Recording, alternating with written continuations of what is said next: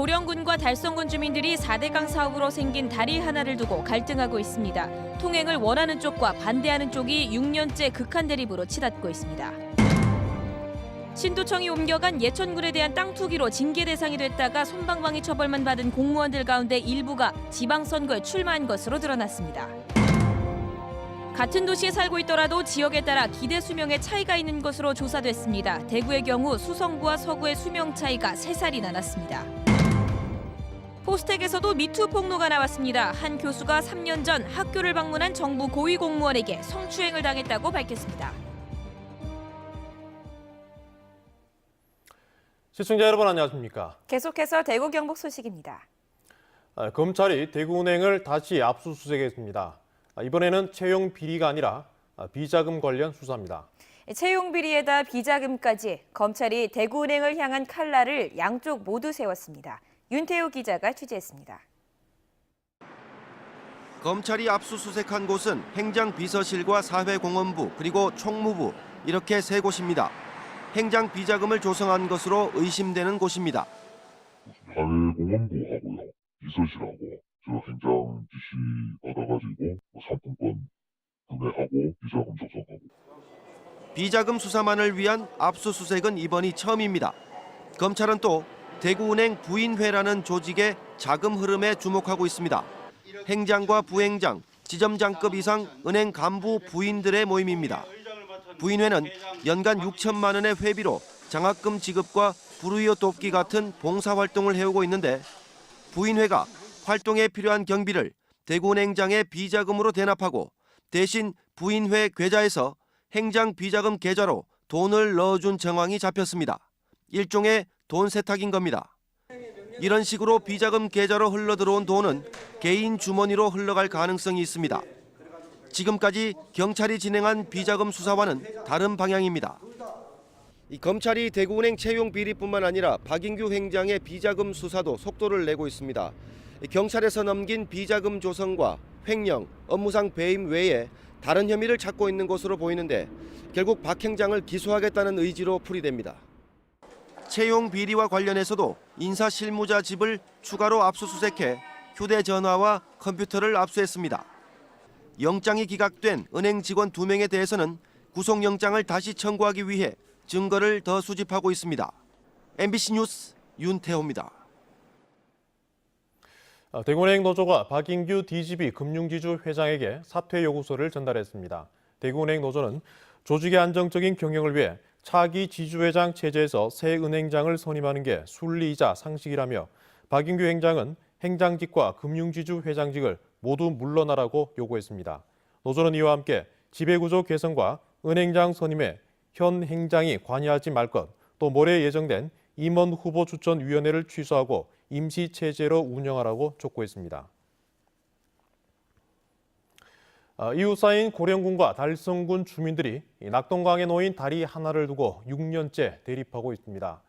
4대강 사업으로 강정 고령보가 생기면서 보위에 난 다리, 이른바 공도교를 두고 벌어지고 있는 일입니다.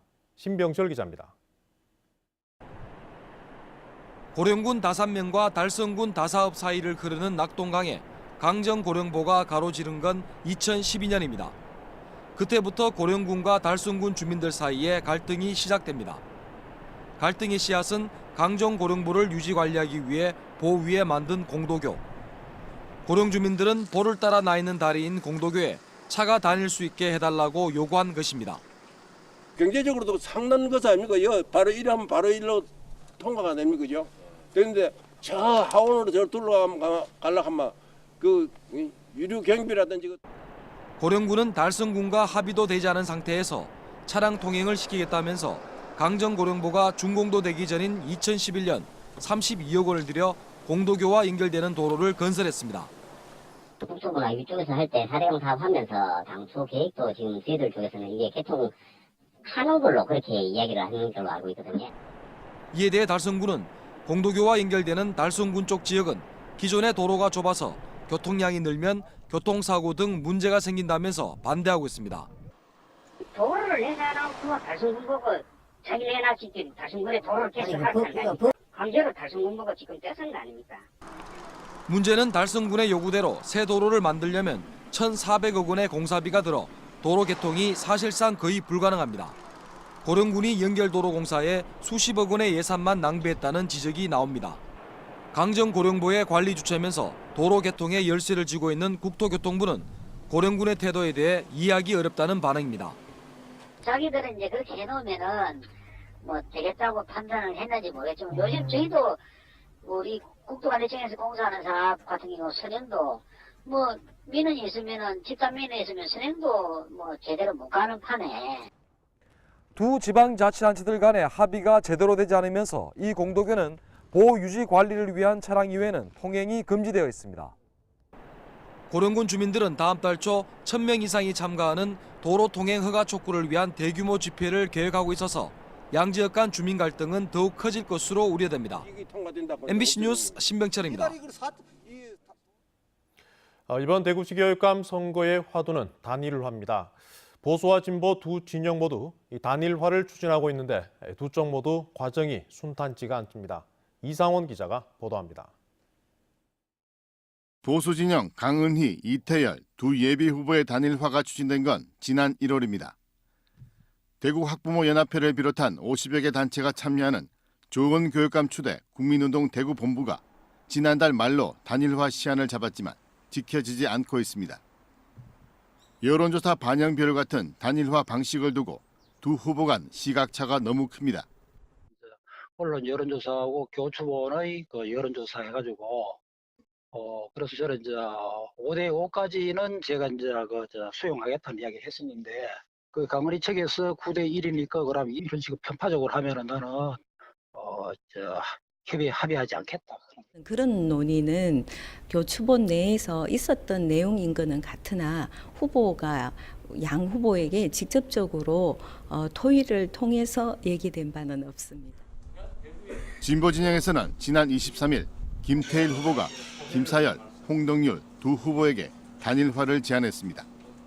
문제는 단일화 시점에 의견차가 있습니다. 현재는 각 후보들 사이에 우열을 가리기 어려운 상황입니다. 이때야말로 후보 단일화의 원칙에 합의할 수 있는 가장 적절한 기회라고 보기 때문입니다. 본 후보 등록 전에 그때 이제 선의의 경쟁의 결과로 각 후보들이 시민들의 평가를 보고 논의해도 늦지 않다 이렇게 생각을 합니다. 상호 간에 3자에 대한 문제이기 때문에 그것들은 좀 시간이 가면서 풀려갈 거라고 짐작을 하고 저는 일단 개방적 마음으로 그런 대화를 시작해보자. 표의 확장성을 위해 보수, 진보, 진영 논리에 얽매이지 않겠다는 주장을 하는 후보도 있어 단일화 논의는 당분간 진통을 겪을 것으로 보입니다. MBC 뉴스 이상원입니다. 신도청 인근 땅 투기 의혹을 산 공무원들이 솜방망이 처벌에 승진까지 했다는 보도 어제 전해드렸는데요. 어떤 공무원들이 이런 일들을 꾸몄는지 살펴봤더니 간부급 공무원이 많았습니다. 이들 가운데 2명은 이번 선거에 단체장 후보로 나서기도 했습니다. 한태연 기자가 보도합니다. 도청 이전터 옆 신규 마을을 조성한다며 땅을 샀다가 징계를 받은 18명 가운데 12명이 5급 이상 공무원들입니다. 그러니까 사무관급 이상 도청의 계장 과장으로 간부급 공무원들입니다. 행정기관의 중요한 정보를 취급하면서 자신 입속을 먼저 생각한 겁니다. 이들 가운데 2명은 군수가 되겠다며 지방선거 출마를 예고하고 있습니다. 나는 단지 기본계획하고 떠나는데 내가 다 한 것으로 그렇게 보도되니까 좀 하다는 거죠.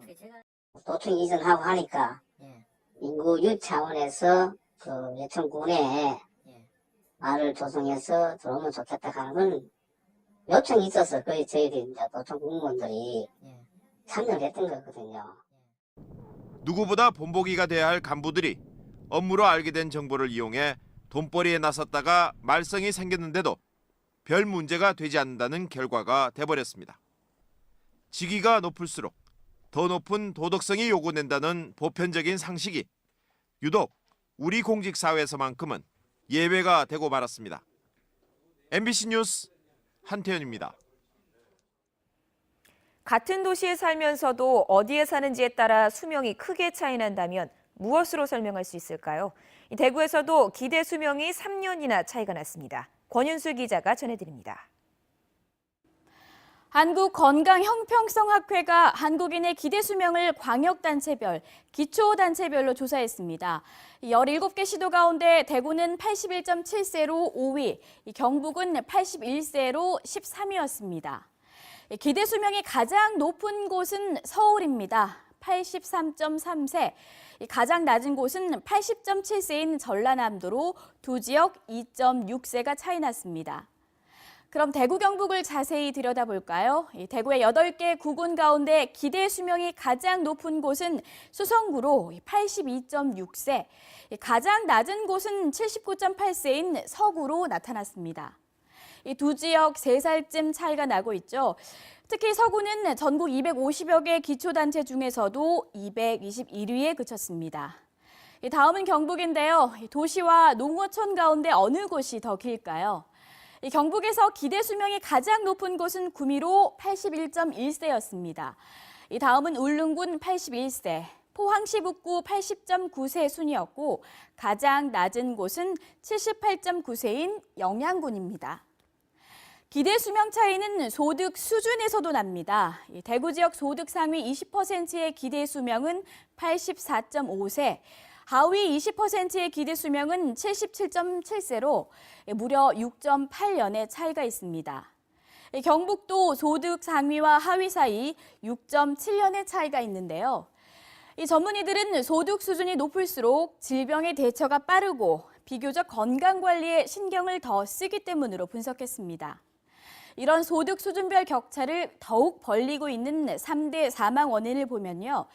이 대구는 뇌혈관 장애, 허혈성 심질환, 알코올성 간질환으로 나타났고, 이 경북은 뇌혈관 장애, 자살, 허혈성 심질환 순으로 나타났습니다.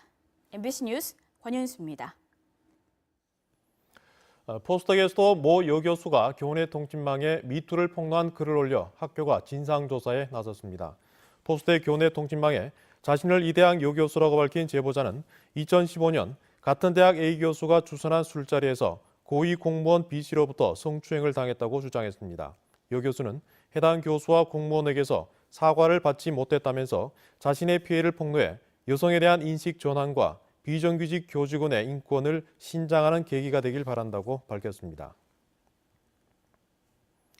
운전 중이던 경찰이 지나가던 절도 용의자를 알아보고 잡는 영상이 SNS에 올라 화제입니다. 대구 감삼지구대 소속 최대일 경사가 길 가는 사람이 마트 절도 용의자로 의심되자 곧바로 신문한 뒤 지구대로 데려가는 장면이 최근 경찰청 SNS에 올라왔습니다. 최 경사는 지난 7일 야간 근무를 마치고 아침에 퇴근하는 길이었다며 CCTV에 찍힌 용의자 얼굴을 여러 번 봐둔 덕에 알아볼 수 있었다고 말했습니다. 오늘 경주시청에서 공식 출범한 경주 풀뿌리연대는 촛불을 든 시민의 힘에 의해 사회적 변화가 진행되고 있지만 경주는 여전히 변화를 거부하고 있고 거대 양당은 기초의회 선거구 쪼개기로 일당 독점 구조를 강화했다면서 시민의 힘으로 경주를 바꾸자고 주장했습니다. 경주 풀뿌리연대는 기자회견에서 613명으로 구성된 경주 시민추천단의 추천을 받은 시민추천 후보 3명을 공개했습니다. 경상북도가 고농도 미세먼지 대응 비상상황실 운영에 들어갔습니다. 경상북도는 우선 낮 시간 유동 인구가 많은 도심에 도로 물 청소를 하고 공공운영 소각장은 처리량과 운영 시간을 조정해서 미세먼지를 저감시킬 계획입니다. 또 비산먼지 발생 사업장과 대기오염 배출시설 사업장에 대한 점검을 강화해 미세먼지 배출을 관리할 계획입니다. 경북대병원 비정규직 근로자 252명이 정규직으로 전환됩니다. 경북대병원은 노동조합과 노사 전문가로 구성된 정규직 전환 심의위원회 논의를 통해 이같이 결정했다고 밝혔습니다. 또 7곳 경북대병원 무기계약직 근로자 103명 일자리를 직급 내 정규직인 원무직으로 바꾸기로 했으며 간호직은 공개 채용할 계획입니다. 금융감독원 대구 경북 지원에 따르면 지난해 지역 전체 민원 4,100여 건 가운데 보험이 54%로 가장 많았습니다. 다음으로는 신용카드와 리스 같은 여신 전문 금융 분야 민원이 16%였습니다. 보험 민원은 계약 모집과 보험금 지급, 여신 전문 금융민원은 신용카드 발급 거절이 많았습니다. 채팅으로 만난 남성에게 수면제를 먹이고 금품을 빼앗은 여성 2명이 구속됐습니다. 대구 성서경찰서는 36살 A씨와 35살 B씨를 특수강도 혐의로 구속했습니다. 지금까지 대구 경북 소식 전해드렸습니다. 시청해주신 여러분 고맙습니다.